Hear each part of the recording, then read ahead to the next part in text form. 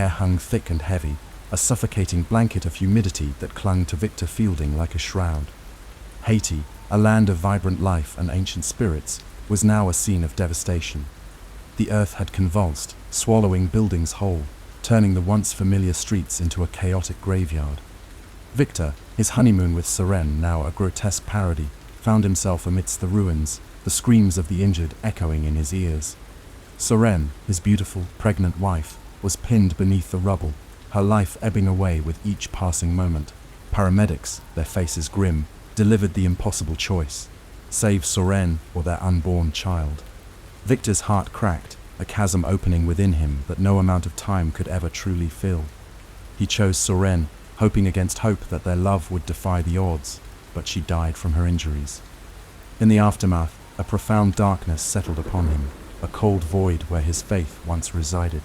13 years crawled by, each day a testament to his loss. He moved to Georgia, the lush green landscape a stark contrast to the arid landscape of his soul. He raised Angela, his daughter, alone, his love for her a flickering candle in the vast, uncaring night. He tried to shield her from the world, from the very notion of the divine he had come to despise. But the past, like a vengeful spirit, had a way of returning. Angela, a young girl on the cusp of adolescence, was drawn to the shadows, to the whispers of the unseen. She was friends with Katherine West, a devout Baptist, her faith a beacon that Angela found both alien and intriguing. Together, under the veil of a late afternoon sun, they ventured into the woods, a place where the veil between worlds felt thin. They were children, playing with forces they did not understand, drawn by a morbid curiosity and a yearning to touch the other side. It was in that liminal space that they held a séance, fueled by the childish desire to contact Angela's dead mother. The words, whispered in the growing twilight, were not meant to be prayers, but rather invitations. They were naive, playing with a door that they should never have opened, to a world that answered back. The woods swallowed them whole, leaving no trace. Panic seized the town. A 3-day manhunt began, a desperate search through the unforgiving terrain, with the local authorities combing the woods and fields around the town and search teams scouring the trails and local roads, calling out their names into the night. Every moment was a torment for Victor, a living hell reliving his previous trauma, the terror of losing his daughter mirroring the loss of his wife. His heart was in his throat with each passing hour, but then they were found, alive, seemingly unharmed, in an abandoned barn on the outskirts of town. They had only suffered burns to their feet, but beneath the surface, something had changed, something sinister had taken root. They were not the same girls who had entered the woods. Their condition deteriorated rapidly. Angela's eyes began to gleam with an unholy light. She started to whisper things that no child should know, secrets that sent shivers down the spines of those who heard them. Her knowledge of the past went beyond anything she could have witnessed. She spoke of Anne, their neighbor and nurse, the secrets of her past as a prospective nun and a long-ago abortion.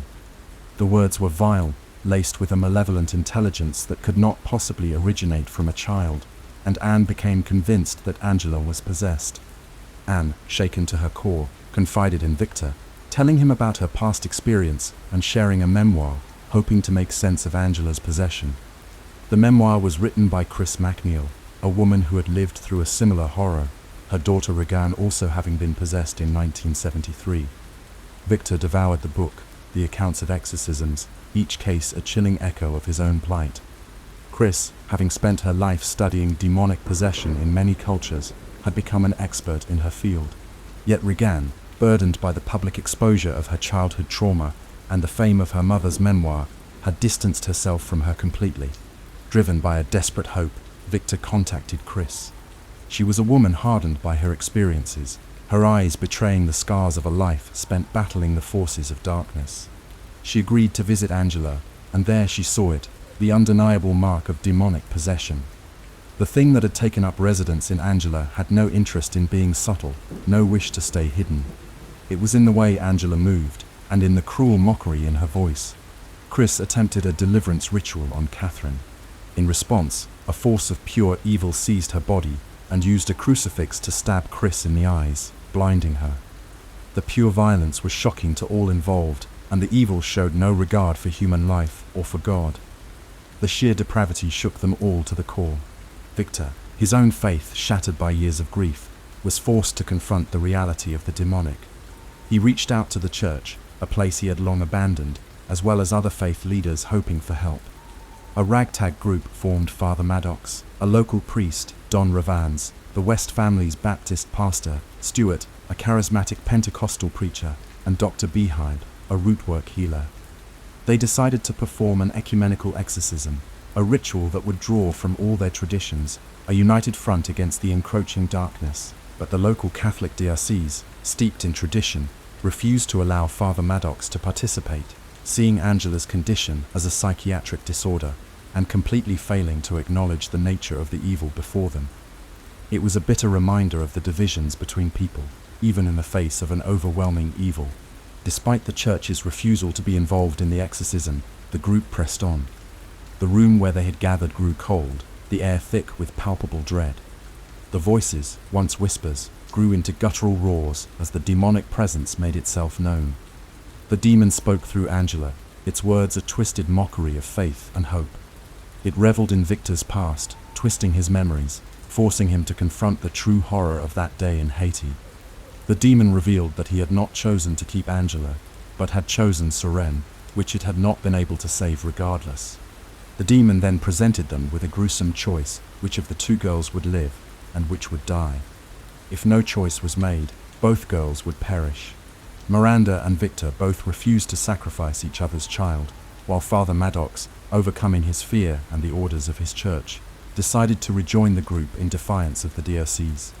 He began to read from the Roman ritual, his voice wavering slightly. The demon, in response, used its telekinetic powers to snap Maddox's neck, ending his life in a moment of cruel and brutal violence. The room fell silent as Maddox's body fell to the floor, and with his death came the realization that they were in over their heads. Victor's broken faith, a long dormant ember, began to flicker. He started to pray the Lord's Prayer, his voice thick with emotion, a childhood prayer returning from the deepest recesses of his memory. It was no longer a recitation of words, but an anguished plea, a heartfelt cry for salvation. He confessed his regret to Angela. He wrapped Sorenne's scarf, the only tangible piece of her he still possessed, around Angela's body to strengthen her against the demon. A horrible sound rose from Katherine, an inhuman shriek that echoed through the room. Tony, Katherine's father, overcome with fear and the primal urge to protect his daughter, yelled that he chose to save Katherine. The demon, reveling in their torment, revealed that the choice was a twisted lie, that the one chosen to live would die, and the one chosen to die would live. As his words hung heavy in the air, Angela flatlined. Katherine screamed, her voice breaking as the demon seized her and dragged her to the depths of hell. Angela then came back to life, her eyes clear and devoid of the demonic influence, and she reunited with Victor. It was a victory, but one that was built on a foundation of immense suffering and terrible sacrifice. In the aftermath, the world felt different, changed by the events they had just survived. Angela returned to school, trying to navigate a world she no longer fully understood. Miranda and Tony were left to mourn Katherine, their grief a raw and painful wound. Victor visited Sorenne's grave, the weight of his loss still heavy, but mingled with a sense of hope, of a faith that had been tested and reforged in the crucible of fear. Chris, recovering in the hospital, was visited by Regan. In the silence of her hospital room, mother and daughter reconciled, the years of pain and resentment finally giving way to forgiveness. The story, while finished, was not closed. The memory of the demon's power, the sheer horror of what they had witnessed, would forever remain with those who survived. The scars, both visible and unseen, would serve as a chilling reminder of the forces that lurk in the shadows, the ever-present threat of the unknown.